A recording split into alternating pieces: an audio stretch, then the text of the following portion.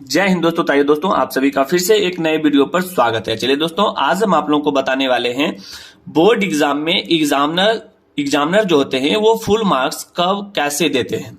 दोस्तों, अगर आप भी क्लास 10th या 12th के स्टूडेंट हैं, अगर आप भी कक्षा 10वीं या 12वीं में हैं, ठीक है, और आप बोर्ड एग्जाम देने वाले हैं, तो दोस्तों बोर्ड एग्जाम में आप कॉपी लिखकर तो आएंगे, लेकिन वहां पर आपको कौन कौन ऐसी चीज है जो आपको ध्यान में रखना है जिससे एग्जामिनर आपको फुल मार्क्स दे।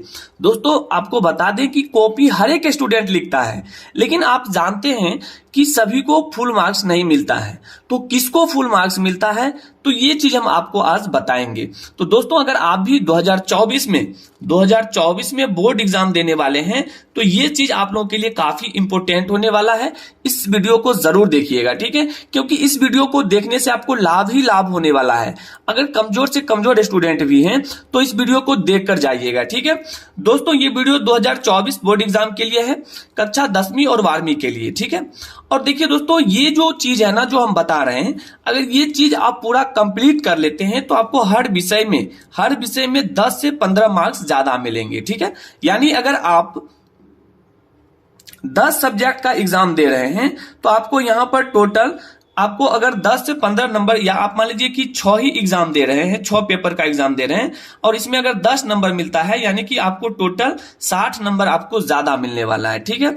तो दोस्तों, अगर इस तरह से पूरा चीज लिखेंगे, ठीक है, तो 95% मार्क्स आपका बोर्ड एग्जाम में पक्का हो जाएगा, ठीक है।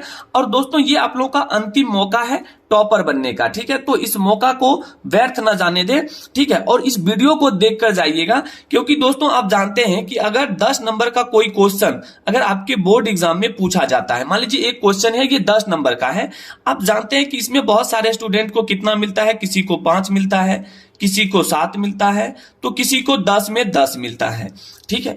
तो आज हम बताएंगे आपको कि 10 नंबर का अगर कोई क्वेश्चन है तो आपको 10 में 10 नंबर कैसे लेना है। जी हाँ दोस्तों, ये बहुत ही शानदार तरीका है, और जिसे आप लोग अपने बोर्ड एग्जाम में अगर अप्लाई करते हैं तो निश्चित रूप से आपको फुल मार्क्स एग्जामिनर देकर जाएगा, ठीक है। तो चलिए दोस्तों, बढ़ते हैं आगे बढ़ने से पहले बता दें कि जो स्टूडेंट नए हैं, चैनल पर पहली बार आए हैं, चैनल को सब्सक्राइब कर दीजिएगा, और वीडियो अच्छा लगे तो लाइक करके ही जाइएगा, ठीक है। तो चलिए बढ़ते हैं हम अपने टॉपिक की ओर। दोस्तों, सबसे पहला हमारा टॉपिक है, ये आप लोगों का देखिए प्रश्न है और मेरा जवाब रहेगा, ठीक है। अगर हैंड राइटिंग खराब है तो क्या करें। बिल्कुल नहीं घबराइए, इसके लिए भी हम आपको बताएंगे। और वैसे इसका वीडियो जो है कंप्लीट बन चुका है, और यहां पर जो है लिखावट कैसे सुधारे, इस पर 1 मिलियन व्यूज आ गया है, ठीक है। तो इस वीडियो को जाकर जल्दी से देख लीजिए, हमारे चैनल पर यह वीडियो आ गया है, ठीक है। तो हैंड राइटिंग कैसे सुधारे, तो ये आप लोग उस वीडियो को देखिएगा तो सारा चीज आप लोग समझ जाइएगा, ठीक है। और हमको लगता है कि 1 सप्ताह यानी 10 दिन के अंदर में लगभग आप लोग अपना हैंड राइटिंग सुधार सकते हैं, ठीक है।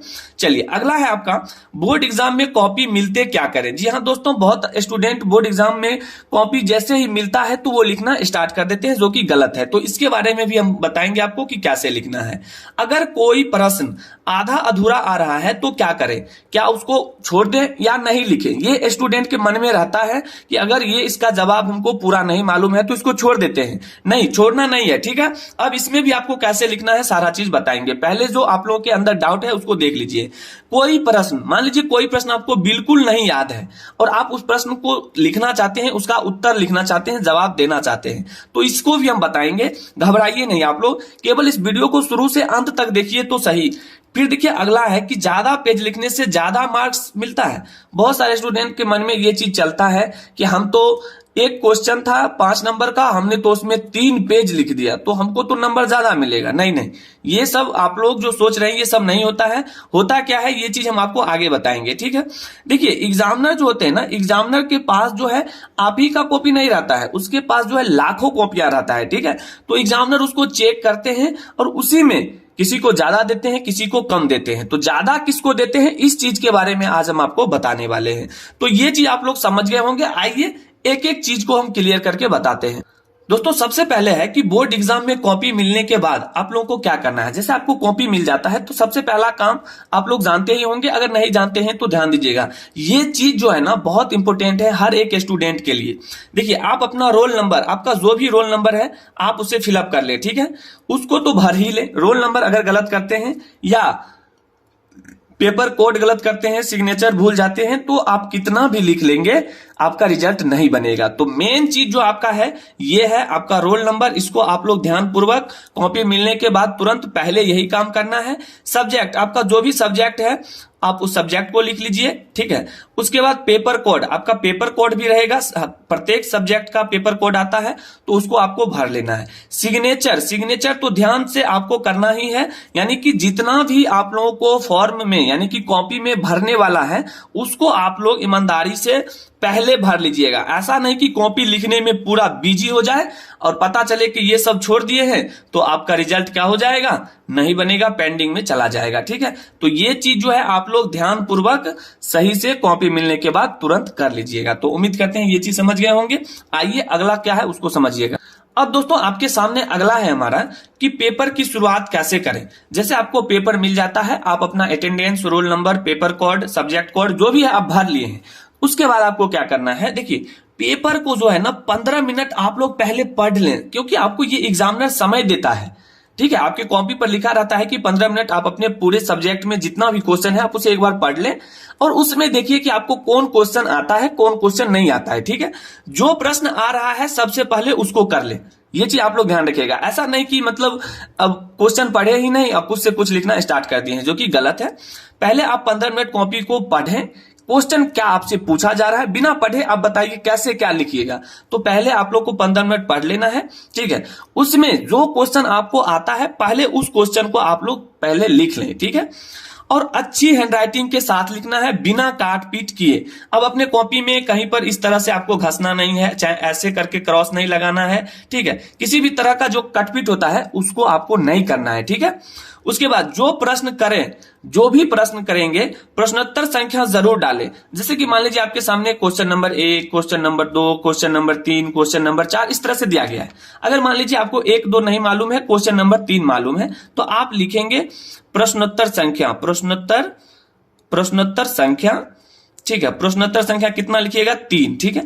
उसके बाद आप क्या कीजिएगा, नीचे से अपना आंसर लिखिएगा। तो इस तरह से लिखिएगा तो कहीं पर भी आपको दिक्कत भी नहीं होगा और जो भी लिखेंगे आपको वहां पर फुल मार्क्स मिलेगा।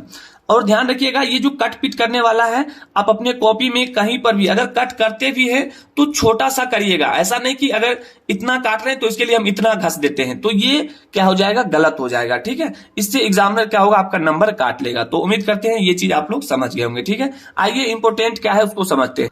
अब दोस्तों आपके सामने अगला है कि सभी प्रश्नों का उत्तर जरूर लिखें। जी हाँ दोस्तों, आपको कॉपी मिलता है तो कॉपी में आप जानते हैं कि अगर आप 5 नंबर का क्वेश्चन बना रहे हैं, अगर इसको पूरे सादा छोड़ दीजिएगा, इसमें कुछ नहीं भरिएगा, तो आपको यहां पर एक भी नंबर नहीं मिलेगा। लेकिन इसी कॉपी में अगर आप 5 नंबर का क्वेश्चन पूछा जा रहा है आपसे, अगर इसमें 2 लाइन भी लिख देते हैं तो कहीं ना कहीं आपको 2 से 3 नंबर मिल ही जाएगा। तो अब यहां पर देखिए छोड़ने से कोई फायदा है नहीं, क्योंकि एग्जामिनर आप लिखेंगे तो एग्जामिनर नंबर देगा ही देगा। तो एक भी क्वेश्चन को छोड़ना नहीं है। अब आप लोगों के सवाल है, आप लोगों के मन में आता होगा कि हमको अगर मान लीजिए कोई क्वेश्चन नहीं आता है तो क्या करें। चलिए देखिए, कोई क्वेश्चन नहीं आता है उसके लिए भी हम बताएंगे। अगला है हमारा कि ज्यादा पेज लिखने से ज्यादा मार्क्स मिलता है, तो नहीं, ये ज्यादा पेज लिखने से ज्यादा मार्क्स नहीं मिलता है। आपको ये डिपेंड करता है कि क्वेश्चन कितने नंबर का है, ठीक है। 2 नंबर का है तो आप 3 लाइन लिखिए, 2 से 3 लाइन लिखिए। 5 नंबर का है, 5 नंबर का है तो उसमें आप 4 से 5 लाइन लिखिए, ठीक है। ज्यादा लिखने से ज्यादा नंबर एग्जामिनर नहीं देता है, ये चीज ध्यान रखिएगा। प्रश्न हल करने के बाद थोड़ा गैप जरूर छोड़ दे।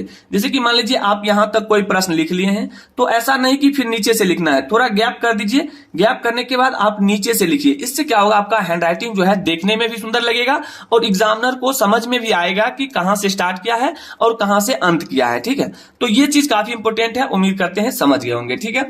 आइए अगला जो है आप लोग जो कॉपी में लिखते हैं उसको जरा समझिएगा। देखिए दोस्तों, अगला है कि कॉपी में पैसा या इमोशनल बात लिखते हैं तो क्या एग्जामिनर नंबर देगा। तो हम देखिए एक ही लाइन में कहेंगे कि एग्जामिनर नंबर नहीं देगा। अब देखिए पैसा बहुत सारे स्टूडेंट क्या करते हैं, 100 रुपए का, ठीक है, ये 100 रुपए का रुपए रख देते हैं, कोई 200, जिसके पास जितना रुपए रहता है वो उतना रख देते हैं। अब देखिए एग्जामिनर यहां पर क्या होता है कि डीमोटिवेट हो जाता है, उसको ऐसा लगता है कि बच्चा जो है हमको मतलब खरीदना चाहता है, रुपया देकर नंबर लेना चाहता है।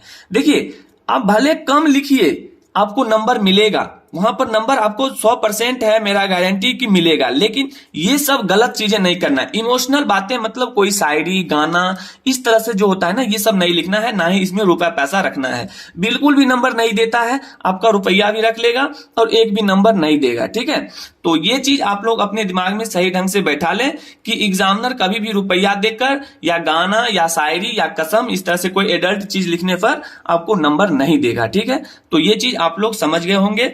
और ये चीज अगर लिखते हैं ना तो एग्जामिनर हो सकता है आपका जो लिखे हुए हैं उसमें से नंबर भी काट सकता है, ठीक है। तो ये चीज काफी इंपॉर्टेंट है और उम्मीद करते हैं ये चीज समझ गए होंगे, ठीक है। आइए अब आपको बताते हैं कि आपको तैयारी कैसे करना है। दोस्तों अब जो हमारा अगला टॉपिक है कि बचे समय में बोर्ड एग्जाम की तैयारी कैसे करें। अब आपके पास जो भी शेष समय है इसमें आपको करना क्या है, देखिए पहला है कि 100% स्टडी पर ध्यान दें। कोचिंग स्कूल में जो भी पढ़ते हैं पढ़िए, लेकिन ज्यादा करके आपको करना क्या है, ज्यादा करके आपको देखिए अपने सेल्फ स्टडी पर ही ध्यान देना है। जितना सेल्फ स्टडी करेंगे उतना आप सभी सब्जेक्ट में बेहतर बन जाएंगे। अगला है कि सभी सब्जेक्ट को पढ़ें। एक सब्जेक्ट को नहीं पढ़ना है, आपका जो भी सिलेबस है सभी सब्जेक्ट को बराबर बराबर समय देकर और सभी सब्जेक्ट को कंप्लीट करें, ठीक है।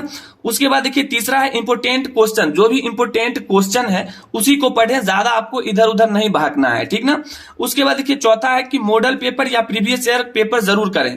मॉडल पेपर है तो उसको कीजिए या प्रीवियस ईयर पेपर है तो उसको कीजिए, ठीक है। और प्रीवियस ईयर पेपर में कम से कम 3 साल पहले का क्वेश्चन आंसर जरूर एक बार सही ढंग से आप लोग कर लें। अगला हमारा है कि मेन पॉइंट जरूर याद कर लें, यानी किसी भी क्वेश्चन का जो मेन पॉइंट होता है उस मेन पॉइंट को आप लोग जरूर एक बार पढ़ के जाएं। तो इस तरह से आप लोग अगर तैयारी करते हैं तो आपको 95% मार्क्स भी मिलेगा। और जैसे हम आपको बताए हैं कि कॉपी लिखना कैसे है, एग्जामिनर क्या देकर नंबर देते हैं, तो ये चीज आपको ध्यान में रखना है। एग्जामिनर आपको फुल मार्क्स देगा ही देगा, ठीक है। तो चलिए दोस्तों, उम्मीद करते हैं आप लोग समझ गए होंगे कि एग्जामिनर क्या क्या देखकर बोर्ड एग्जाम में नंबर देते हैं। और इस तरह से अगर आप लोग बोर्ड के कॉपी में लिखकर आते हैं तो आपको पूरा का पूरा नंबर मिलेगा। तो उम्मीद करते हैं दोस्तों वीडियो अच्छा लगा होगा। अगर वीडियो अच्छा लगे, चैनल पर पहली बार आए हैं तो चैनल को सब्सक्राइब कर दीजिएगा और लाइक करके ही जाइएगा। तो मिलते हैं दोस्तों अगले वीडियो में, तब तक के लिए जय हिंद, जय भारत, वंदे मातरम।